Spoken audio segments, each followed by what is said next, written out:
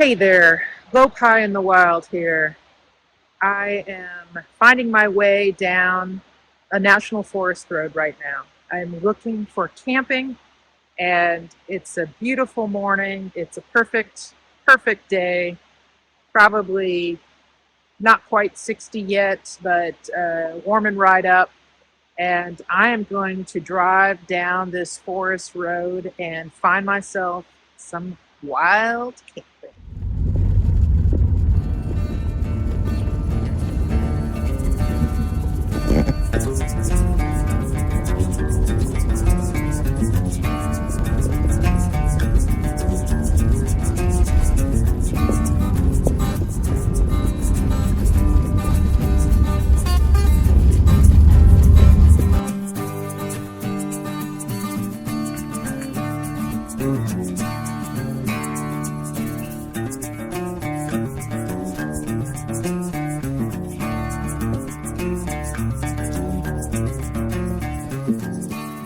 I had to stop and pull over because it's just so ridiculously gorgeous here.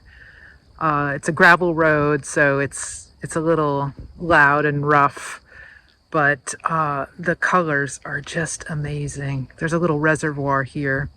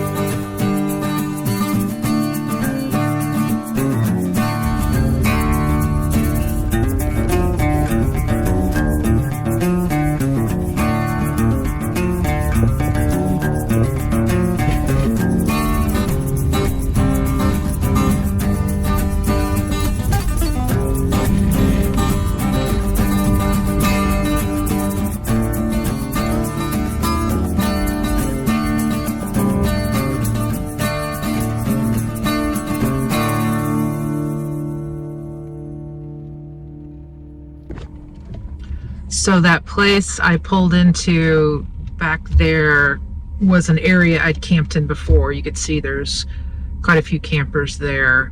But I'm gonna keep going up the road and see what I can find. I haven't explored this way before. So yeah, let's check it out.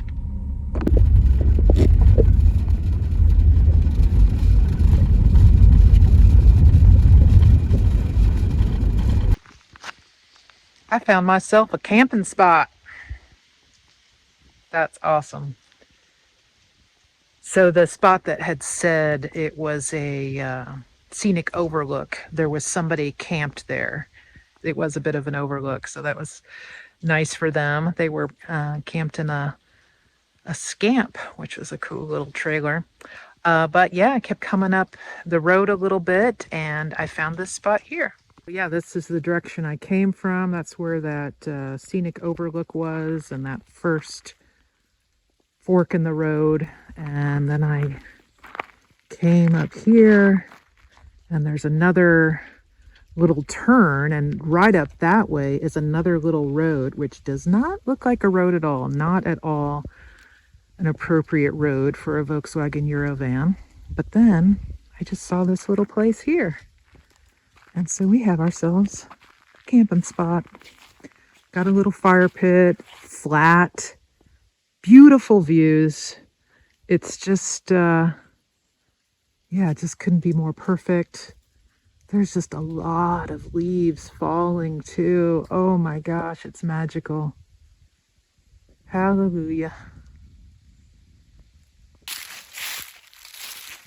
This is the little fire pit. I brought no wood. I have a little kindling. I might be able to make some of this work if I did some good scavenging. Wow, it's so amazing. I'm so excited about this. It's a little stressful looking for a site, I'm not gonna lie. but it's exciting slash stressful, and just so worth the adventure. It's so fun to come out on this forest road. I'm probably, I don't know, a good 5 miles to 7 from the original highway road I was on and turned off on this forest road. And it's just cool to go further into it than I had before. It's been a couple years ago that I've camped here. It was pre-van days. It was the Subaru days. But yeah, I'm glad to like go further, and so glad I brought my bike. It's going to be really fun to ride my bike on these roads. So really grateful to be here.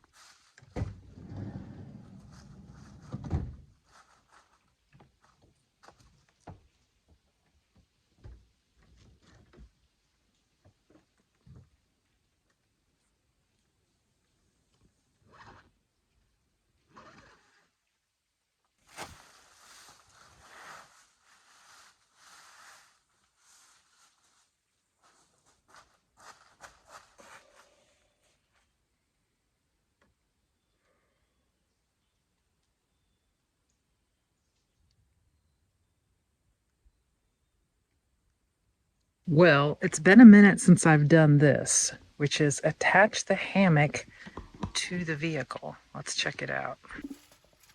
So in the back of this particular vehicle, there are 3 hooks, which were originally designed for the back part of the vehicle where you would attach the child safety seats. And they're really sturdy. And so I've used it in the past for my hammock. And I decided today was a good day to use these hooks for the hammock. Goes out like this into a little tree. And now I shall try it out.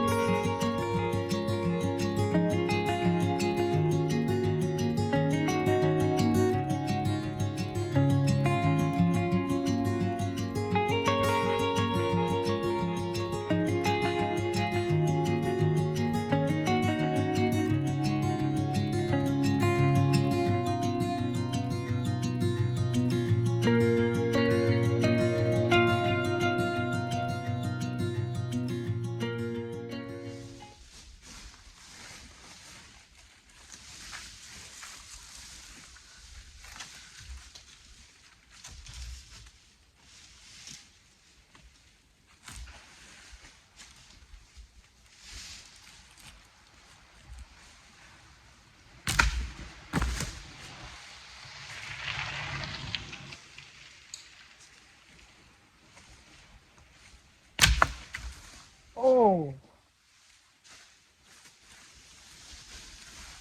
Oh, you can't make that up. Clapped me.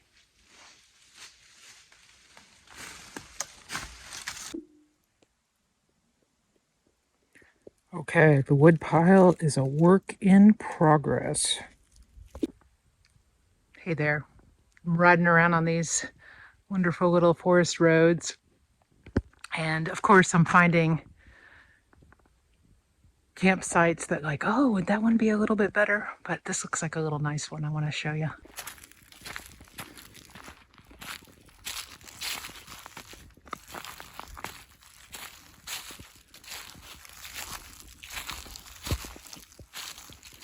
It's got this great spot in the corner here where you could put your tent. Of course, a nice little fire ring at the center of it all.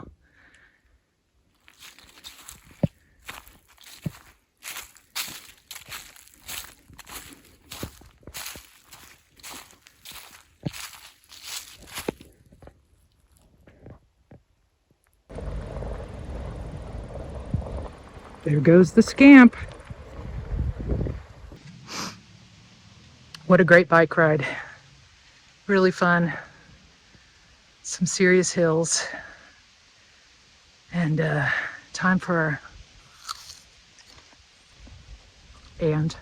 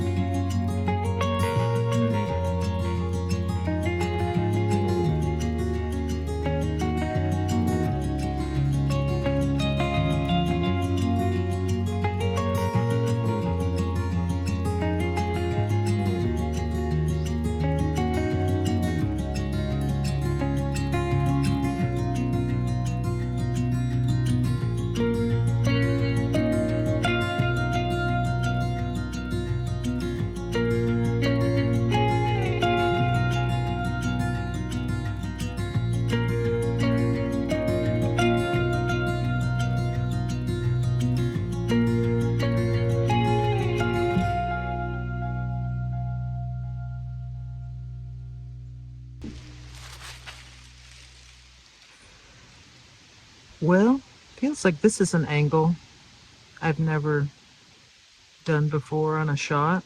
The sun's in my eyes and I don't have my glasses on, but whew, that yoga feels good. There's a leaf in my hair. It's so nice to lay on the ground too. There's a sense of just releasing and acceptance. And I was going to say too that watching somebody else do yoga, I believe, is actually beneficial for said person watching. There's this phenomenon called mirror neurons, and the mirror neurons get activated when we're in each other's field of awareness. And it's what makes empathy possible, or at least part of the kind of neurobiological dimension of empathy. And so we see somebody else suffering and we have empathy for them.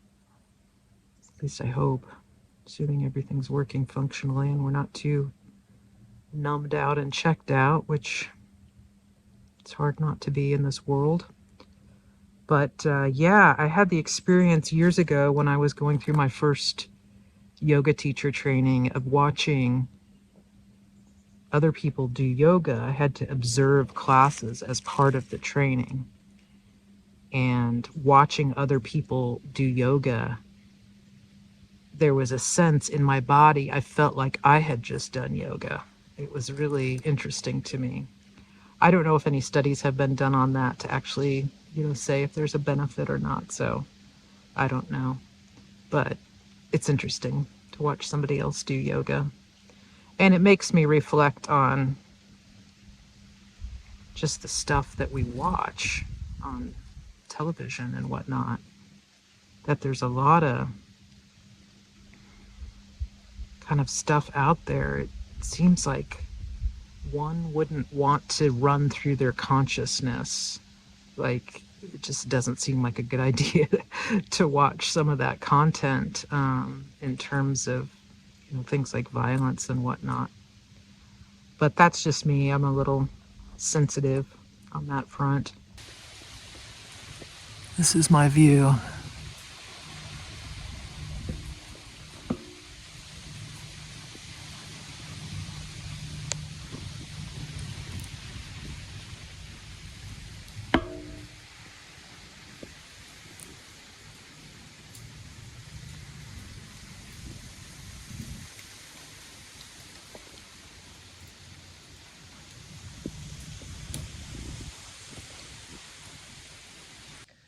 So I've been laying here on the ground for, I think, at least a half an hour since I just did that little clip about mirror neurons.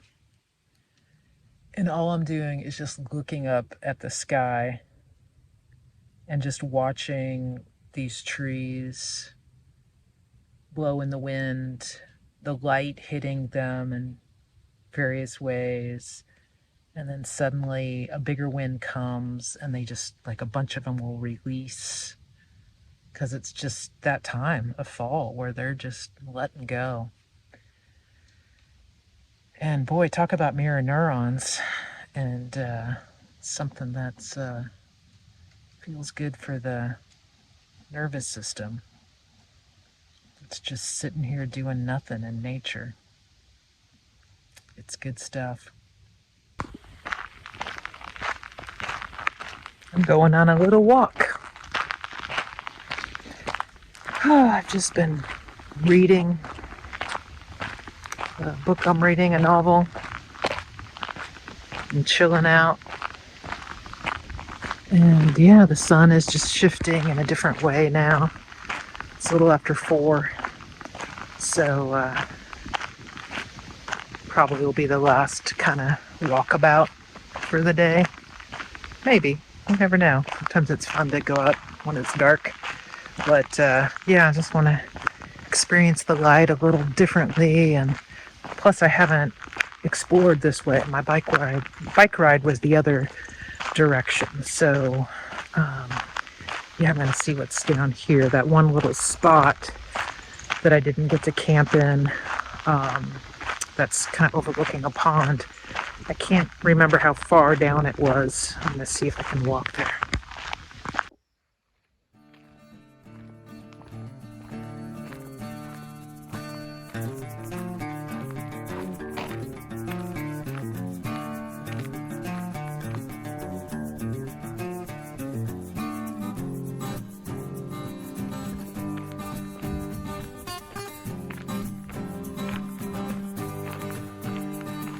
Okay, this is the spot where those people were camping in that scamp earlier. And look at this sweet little view. How nice is that? Look how peaceful that pond is. Holy Toledo. It's really great.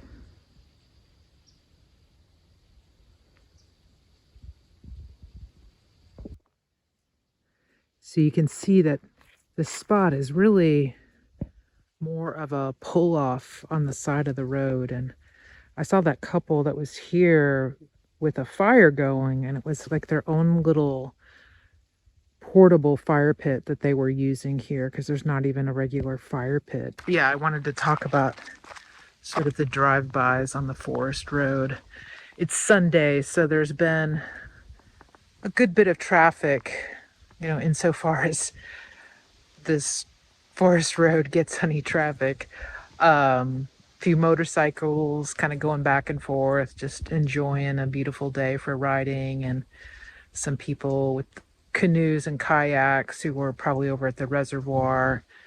And yeah, so a few people back and forth, but it didn't really bother me at all. And now I imagine everyone's heading home or gone home, and probably not a lot of folks here at this point at all. So I imagine it's going to get pretty darn quiet. But yeah, that's another thing about the National Forest Road. And in some ways, not many people really know about it at all. So it's kind of a hidden secret. But those that do take advantage of it. Oh, here comes the motorcycle guys.